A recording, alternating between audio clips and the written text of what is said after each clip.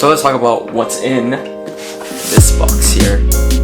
I have another Seiko review for you guys, and this one isn't that popular actually. It is an SNK model Seiko, so one of the more affordable watches. Here we have the Seiko SNK795. So I bought this watch to modify it. I needed a SNK case that had a polished bezel and polished sides. However, this only has the polished bezel, but I can manually polish the sides. It's not that big of a deal, but doing everything from scratch from the original B-blasted case of the SNK809 models is a pain in the ass. And the SNK809 tends to fluctuate a lot in terms of its price. There's been a spike of popularity recently, and so the prices are just about the same as the 795. I've seen this watch anywhere from like $60 to $75, so that's where you're roughly looking at.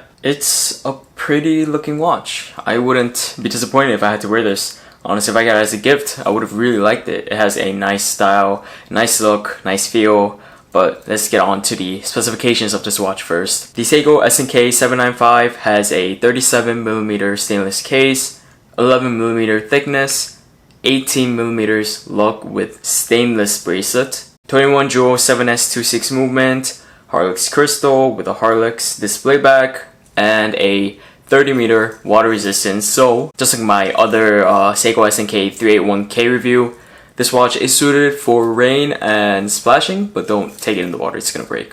The dial is quite nice. It has a simple applied stainless steel polished stick indices with a little bit of beveling done to the edges. I think that adds a lot of character to those otherwise simple indices that you won't really notice unless you really take a close look at it. The day-date cutout is also outlined in that polished silver accent with a black day-date wheel to match the black dial. Everything contrasts really well with that sunburst black dial because of its polished accents.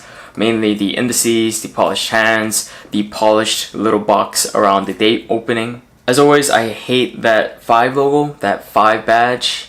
It completely f***s up the dial. As I say in most of my videos, it would have looked a lot more expensive, or a lot more nicer if it didn't have that badge. I mean, just look at how nice it looks without it.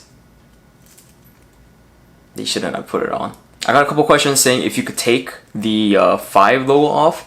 You can take it off. If you're familiar with how dials are attached to movements, the dials sometimes have dial feet. They're just little pegs that stick out underneath the dial. And that's the similar way that these badges, Seiko 5 badges, are attached to dials. There's little hole openings on the dial, and the 5 badge has little feet that it connects to by friction. So if you push those feet out, I would assume they're held in by friction or a little bit of glue. If you take it out, it's definitely possible to not have it on the dial. The only problem is that you're going to be left with those little hole openings. So if you're okay with that, by all means, go for it. Something I really like about this dial is actually on that date window. If you look closely, it's obvious that it has that polished ring around the window. But if you look even closer, there's a minute beveling done around the inner portion of the opening. And that beveling is done in a different finish. It's in like a sandblasted finish. So the sandblast inside contrasts really well with that polished exterior. It's just a little detail that I don't think most people will notice unless you really look closely at it. It adds a lot of depth to the watch. There's a lot of finishing done into it. If you look a little bit closer to the dial, it has something like a fake or faux sector dial. So the dial has somewhat of a sunburst effect, and that sunburst effect is actually split into 2 little circles. So there's the main circle in the middle, and there's a little ring around it, and it's visible by a little ring or subtle ring that separates it. But since there's no solid line actually connecting the indices to make 12 sectors, I'm probably gonna get shit for calling it a sector dial, but that's what it kind of feels like to me. The dial has a lot of depth and little subtle details that might not be noticed otherwise. So I really like the amount of attention that this dial has been put under. If you look at this watch from a glance, it's actually very simple. There's not much to it. But if you look closer, there's actually more going on than you think, which I really like about it. It's kind of like that incognito cool kind of thing. I don't like that red second hand. It looks off-putting, honestly. I think they just put it as an afterthought. It's something playful, I get it, but I think this watch would sell a lot better if it didn't have that red touch of accent and instead a all polished second hand. It will fit the design much better. I also hate adjusting that bracelet. If it was the pin and collar system, I wouldn't have cared. It's pretty easy to change out. But this one is constructed by an L metal plate that you have to push out. It's a pain in the ass to do. It takes so long. For some reason, the parts never want to come out.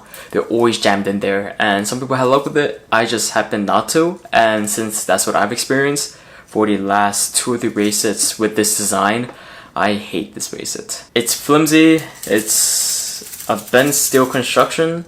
Nothing about it is solid. Hollow end links, but super comfortable. It's flimsy, but since it's flimsy and since it has so much play, it's not going to be fixed in a sturdy position. It's going to wrap around your wrist quite nicely and it's going to fit along every little contour of your wrist. The buckle, not really much to talk about, it's just a push clasp. It has the Seiko 5 logo on it, so a little bit props to that. The bracelet also is kind of reminiscent of the Speedmaster bracelet, if you know what I'm talking about. All polished with tiny little polished links in the center. So it's speedy-like design. It doesn't catch on the hairs on my wrist. It's comfortable because it contours to my wrist.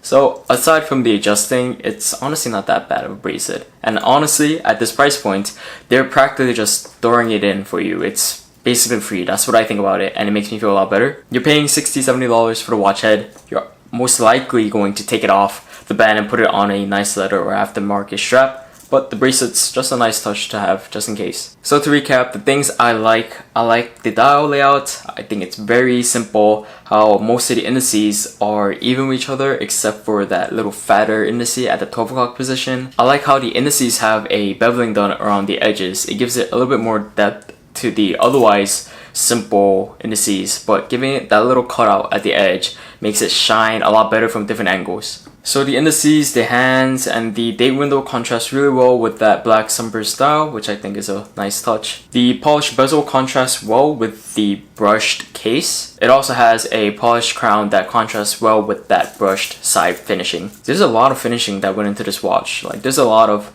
different types of work that's been done to this actual face and case. I also really like how Seiko opted to use the black date wheel instead of the white one, because the black one fits a lot better with the black dial. If Seiko put in the standard white date wheel, I feel like it will contrast in a weird way with that black dial, so I'm pretty happy that they put the black date wheels in there. It's a great size at 37mm. It's not that big, but it's pretty substantial enough to be a comfortable watch to wear on any wrist.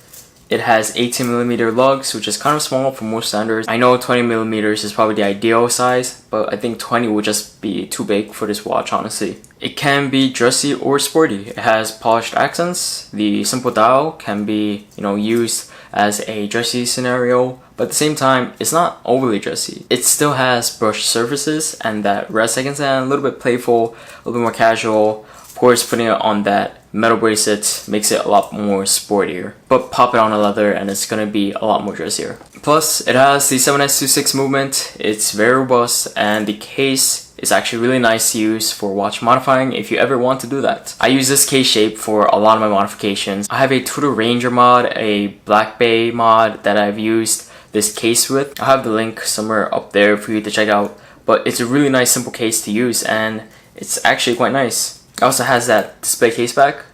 It's fun to look at, even if the 7S26 isn't that great at all. But yeah, if you're on the fence about buying the Seiko SNK795, I would highly recommend it. It's approximately the same price as the SNK809. It's a completely different feeling watch though. It's a lot more dressy. I feel like the SNK809 is a lot more, well, it's like a field watch. This one is more of a casual, everyday type of watch. Under $100 with a ton of little accents put on it that might go unnoticed. I think you're getting a lot for your money. It definitely is a nice watch under $100 compared to other similarly priced items of this spectrum. But yeah, I really like the case and the dial, so I'm probably going to use that for a modification. And that's about it. Hope you guys enjoyed the video. If you did, give this video a thumbs up. Subscribe to the channel, click the bell icon so you'll be notified when I release a new video. Follow me on Instagram at loom_shot. Check out my other videos somewhere on the screen, and I'll see you guys in the next one.